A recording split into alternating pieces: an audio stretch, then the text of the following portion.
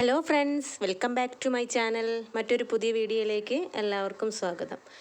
ഈ കാണുന്ന ചീരയാണ് കേട്ടോ വേലിച്ചീര.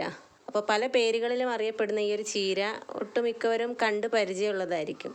നമ്മുടെ വീടുകളുടെ പറമ്പിലും വേലിക്കലൊക്കെ കണ്ടുവരുന്ന ഭക്ഷ്യയോഗ്യമായിട്ടുള്ള ഒരു ചെടിയാണ് വേലിച്ചീര അല്ലെങ്കിൽ മധുരച്ചീര എന്നൊക്കെ അറിയപ്പെടുന്നത്. വേലികളിലും അതികളിലുമെല്ലാമാണ് ഇത് പ്രധാനമായിട്ടും കാണപ്പെടുന്നത്. പണ്ട് കാലങ്ങളിലൊക്കെ വേലി കെട്ടി തിരിച്ചിരുന്നത് ഈ ഒരു ചീര കൊണ്ടായിരുന്നു. ഒട്ടുമിക്ക സ്ഥലങ്ങളിൽ അങ്ങനെയായിരുന്നു. അതുകൊണ്ടാണ് അതിനിങ്ങനെ ഒരു പേരുകൂടി വന്നത് കേട്ടോ. ഇലവർഗ്ഗങ്ങളിൽപ്പെട്ട പച്ചക്കറി ഐറ്റംസിൽ ഏറ്റവും കൂടുതൽ പോഷകമൂല്യം അടങ്ങിയിട്ടുള്ള ഒരു ചെടിയാണ് കേട്ടോ ഇത്. തവരൈ മുരിങ്ങ, ചിക്കൂർ മാനീസ്, ബ്ലോക്ക് ചീര, മധുരച്ചീര എന്നീ പേരുകളിലൊക്കെ ഈ ഒരു ചീര അറിയപ്പെടുന്നുണ്ട് കേട്ടോ. പല പല സ്ഥലങ്ങളിൽ പല പല പേരുകളായിരിക്കും ഉണ്ടാവുക. യൂഫോർബിയേസി സസ്യ കുടുംബത്തിലാണ് ഈ ഒരു ചീരയുടെ സ്ഥാനം. അപ്പോൾ ശാസ്ത്രീയ നാമം വരുന്നത് സെറോപ്പസ് ആന്ത്രോഗൈനസ് എന്നാണ് കേട്ടോ. പലയിടങ്ങളിലും പല പേരുകളിലാണ് ഈ ചീര അറിയപ്പെടുന്നതെന്ന് പറഞ്ഞല്ലോ. അപ്പോൾ മൈസൂർ ചീര, മധുരച്ചീര, സിംഗപ്പൂർ ചീര, അങ്ങനെ ഓരോ പേരുകൾ നീണ്ടു പോകുന്നുണ്ട്. പല സ്ഥലങ്ങളിലും പല വെറൈറ്റി പേരുകളാണ് ഈ ഒരു ചീരയ്ക്കുള്ളത്. ചിക്കൂർ മാനീസ് എന്നാണ് ഇതിൻ്റെ ഒറിജിനൽ പേര് എന്നാണ് പറയപ്പെടുന്നത്. പിന്നെ എന്താ പറയുക, വില കൊടുക്കാതെ നമുക്ക് ധാരാളം കിട്ടുന്ന ഒരു ഐറ്റമാണ്. നമ്മൾ അങ്ങനെ പൈസ കൊടുത്ത് വാങ്ങിക്കുന്നില്ലല്ലോ ഈ ഒരു ഐറ്റം. നമ്മൾ വീടിൻ്റെ അവിടെയൊക്കെ നട്ടുപിടിപ്പിച്ച് ഉണ്ടാക്കുന്നതല്ലേ. നട്ടുപിടിപ്പിക്കണമെന്നില്ല, ചില സമയങ്ങളിലൊക്കെ കാട് പിടിച്ച് അങ്ങനെ ഉണ്ടാകുന്ന ഏരിയകളൊക്കെ ഉണ്ട്.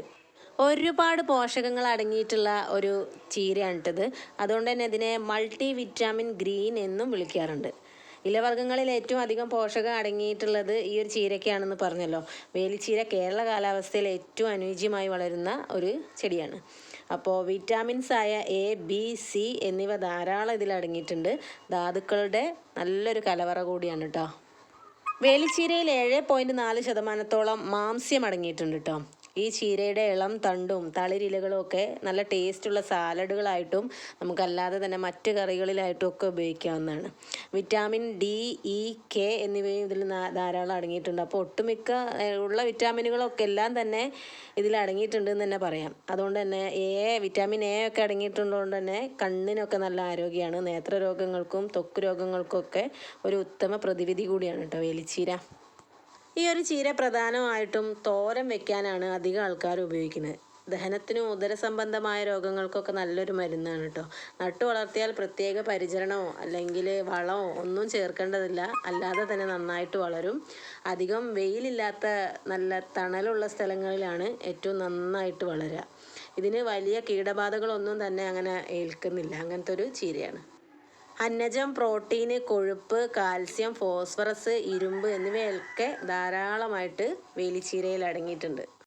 വേലിച്ചീരയുടെ പൂക്കൾ പൊതുവെ വെള്ള നിറത്തിൽ നേരിയ ചുവപ്പ് കലർന്ന ഒന്നാണ്. അത് ഈ വീഡിയോയിൽ കാണിച്ചിട്ടുണ്ട്. അതുപോലെ തന്നെ ഇതിന് വൃത്താകൃതിയിൽ 45 ഇതളുകൾ വരെ ഉണ്ടാവും എന്നാണ് പറയുന്നത്. പിന്നെ കായ്കളാണെങ്കിൽ വെള്ള നിറത്തിലോ വെള്ള കലർന്ന ചുവപ്പ് നിറത്തിലോ ആയിരിക്കും. ആ കായ്ക്കകത്ത് ഇഷ്ടംപോലെ വിത്തുകളും ഉണ്ടായിരിക്കും. എല്ലാ തരം മണ്ണിലും വേലിച്ചീര കൃഷി ചെയ്യാം കേട്ടോ. കമ്പുകൾ ഉപയോഗിച്ചാണ് നമ്മൾ സാധാരണ വേലിച്ചീര നട്ടുപിടിപ്പിക്കുന്നത്. മഴക്കാലമൊക്കെ ആയിക്കഴിഞ്ഞാൽ കമ്പുകൾ നടാൻ അനുകൂല സമയമാണ്. ഇളം മൂപ്പായ കമ്പുകൾ 20 മുതൽ 30 സെൻറ്റിമീറ്റർ വരെ നീളത്തിൽ മുറിച്ചിട്ട് അത് പ്രത്യേകം വേറെ മണ്ണിൽ നട്ടുപിടിപ്പിച്ചാണ് വേറെ തൈകൾ ഉണ്ടാക്കുക. വേലിച്ചീരയ്ക്ക് വരൾച്ചയെ ചെറുക്കാനുള്ള കഴിവുണ്ട് കേട്ടോ. എന്നാലും വേനൽക്കാലത്ത് നമ്മൾ നനച്ചു കൊടുക്കുകയാണെങ്കിൽ അതൊന്നും കൂടെ നല്ല രീതിയിൽ തഴച്ച് വളരാൻ സഹായിക്കും. കമ്പുകളൊക്കെ നട്ട് പുതിയ ചെടി ഉണ്ടാക്കി 3-4 മാസങ്ങൾക്കുള്ളിൽ തന്നെ ആദ്യത്തെ വിളവെടുപ്പ് നമുക്ക് എടുക്കാം കേട്ടോ.